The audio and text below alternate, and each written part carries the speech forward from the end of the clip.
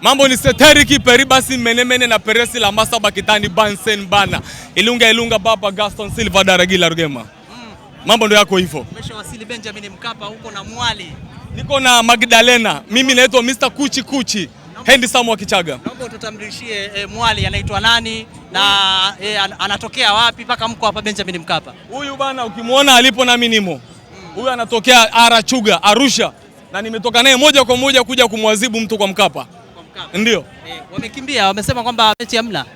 Yaani wasije tutacheza hata muziki uwanjani. Utapigwa muziki hapa uwanjani tutadance na maisha yataendelea. Ndio. Kama wangekuja leo uwanjani una uhakika Young Africans wangepata ushindi wa goli ngapi?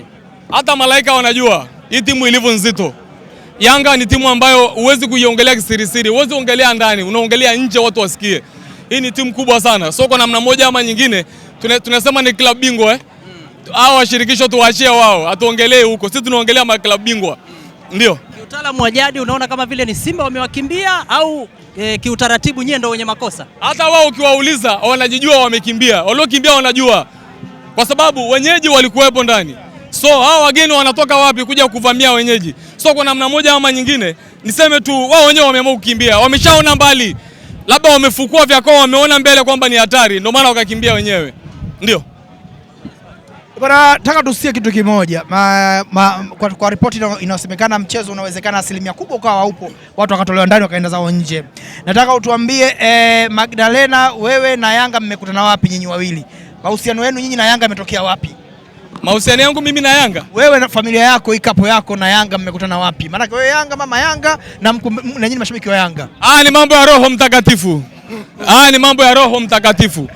Kwa namna moja ama nyingine ilionekana tu hao watu wanaendana, hebu tuwaunganishe. Kwa hiyo tumekutana ni Yanga na mtoto atakuwa Yanga. Imeisha hiyo. Na kwa vazi hili rasmi na maana leo hapa tunafunga ndoa. Hapana, huu ni mke wangu mimi. Kwa hiyo kwa namna moja ama nyingine tumeamua kama ulivyovaa t-shirt hii, uliamua. Nami nimevaa suti na mke wangu amevaa shela. Ni masuala ya maamuzi.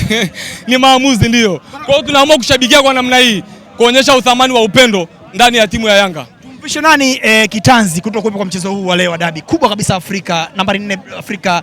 Nani tumlaumu hapa? Nani tumle nyama? Anajulikana, hamna mwingine. Ni huyo tulikuwa tunamfesi. Sema ndio hivyo, ameshtuka anataka kukimbia lakini hamna cha kukimbilia. Tutaanzia hapa na tutamalizia hapa. Yes, tulipoanzia ndio tunapomalizia hapa.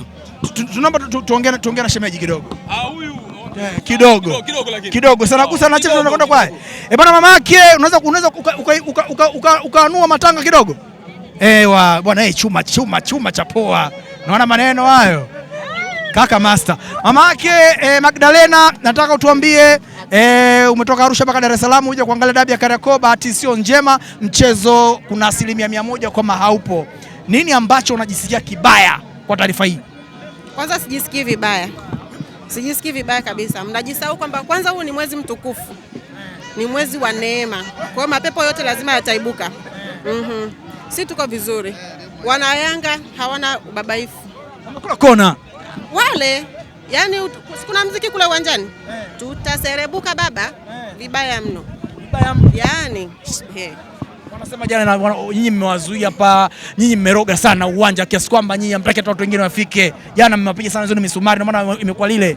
Kumbe ni wao ndo wamesema. Sisi hatujasikia. Hamjapiga misumari? Tusikiage vitu vya ajabu. Sasa nini matarajio kwa Yanga yako hii? Kakimbia mnyama, mnaongoza ligi, matarajio ya ubingwa yakoje?